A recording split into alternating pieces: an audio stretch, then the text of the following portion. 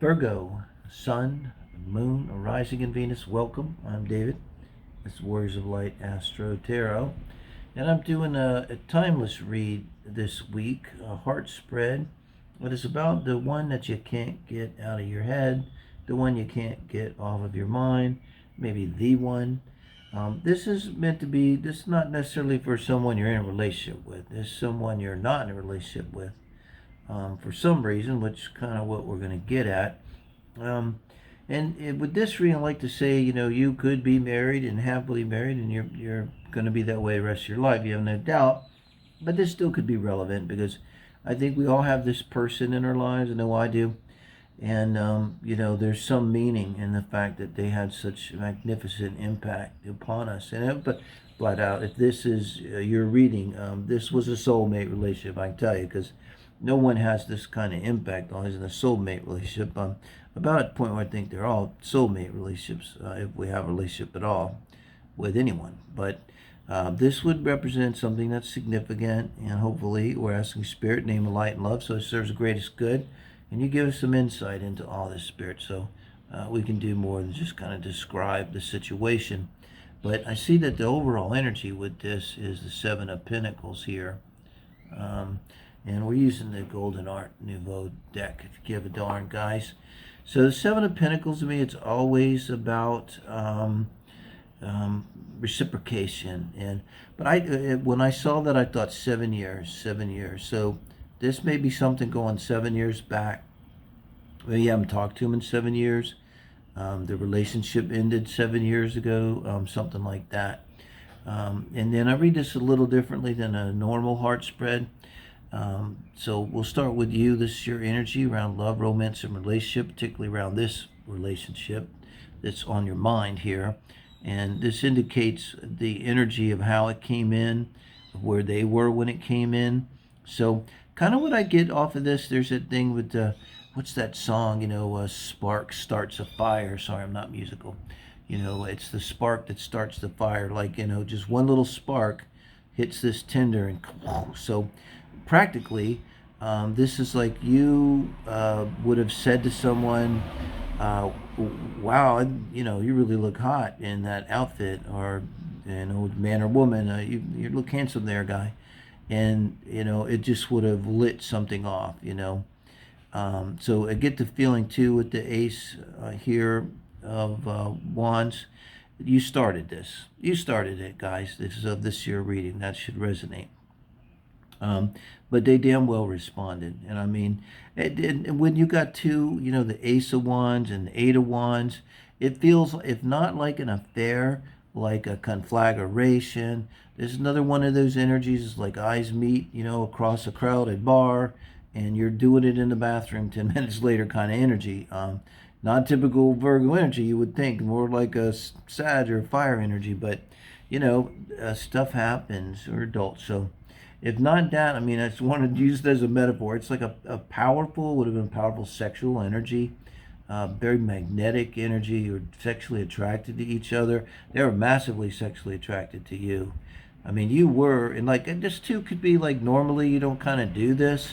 Because, Virgo rising, I'm very kind of, shy and humble fella, wallflower at any event for sure. But maybe this person, like, so you were so enamored with them, you just really kind of fired it up, way more than like your norm, that kind of thing, Virgo.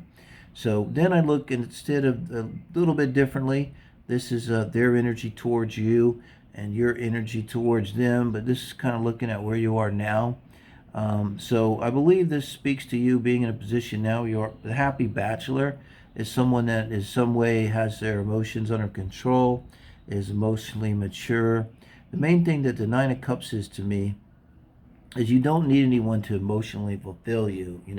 You're not a person out running around saying, "Oh, I'm empty on the inside." I actually don't say that, but feeling so empty on the inside emotionally that they gotta have someone to fill them up. So, and then your person here has, this is their energy towards you, in judgment, and then the world under that, and that's the advice from Spirit, which I compare that to with your advice from Spirit, which is the Three of Wands. So a little differently in this than a straight up love reading, this is like you compared to them, you compared to them, you compared to them.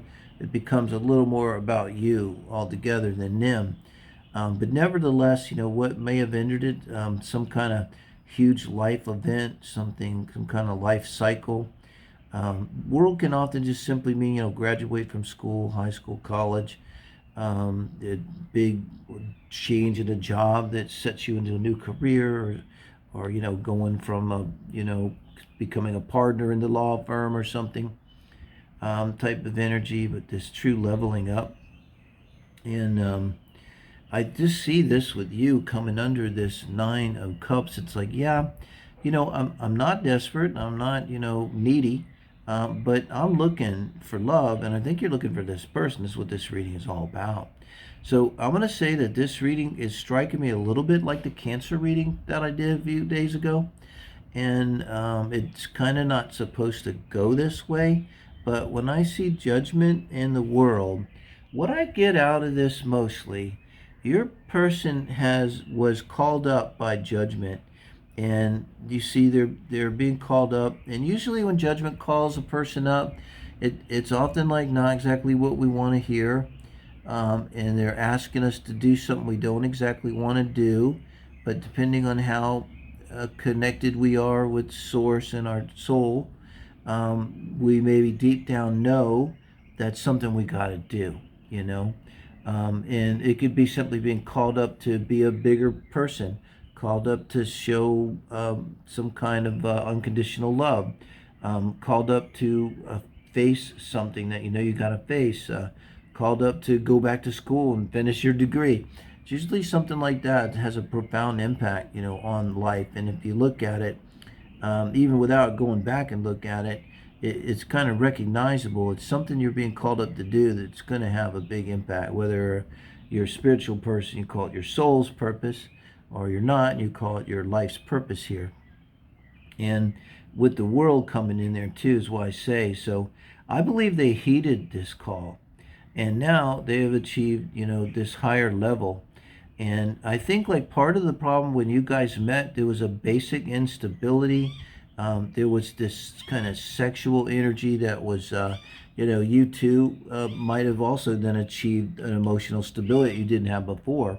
Now, see, and so why it comes across almost as the energy of an affair, just kind of more focused on the sexuality, the very powerful magnetic relationship that you had with each other, visceral, animal kind of Lilith. Look at Lilith in your synastry. Maybe that's the kind of energy that could be, So where I'm going with this, it's not the usual intent of this reading, but it could be there's a reconciliation here happening, okay? And because here, this is the advice from Spirit for relationship as a whole, and then the Queen of Swords is the outcome. Now, if there is a reconciliation, if that's the case, then it does go back to kind of reading it more like a straight way I'd read a heart spread reading for a relationship, where it's less just about your energy of this relationship and how to deal with it. And now it becomes a re-engagement with this person. Mercury retrograde does end today, so it's a good day to fire things back up if it was on your mind. But with this Knight of Swords, it coming in towards your Three of Wands, it's like you were kind of looking for this to happen, and then they came rushing in with it, And again, I got the feeling like I just heard, because I'm clairaudient, repeat, redo, redo. So it's a little bit like the energy of, once again, like I said originally, like you probably started it. It's again kind of maybe you started it, and they responded with this amazing sexual, energy. And now they're coming in, but they're responding now more cerebrally with words and wanting to talk, but right away. I get this sense, man, you're kind of surprised. And the outcome with the Queen of Swords, I like this, because the Queen of Swords is no nonsense, it doesn't kid herself. This is two adult people being just really honest with each other, putting it all on the table, no hanky-panky, no illusions, and maybe coming back together in a way that's very strong and intelligent, guys. Let me know.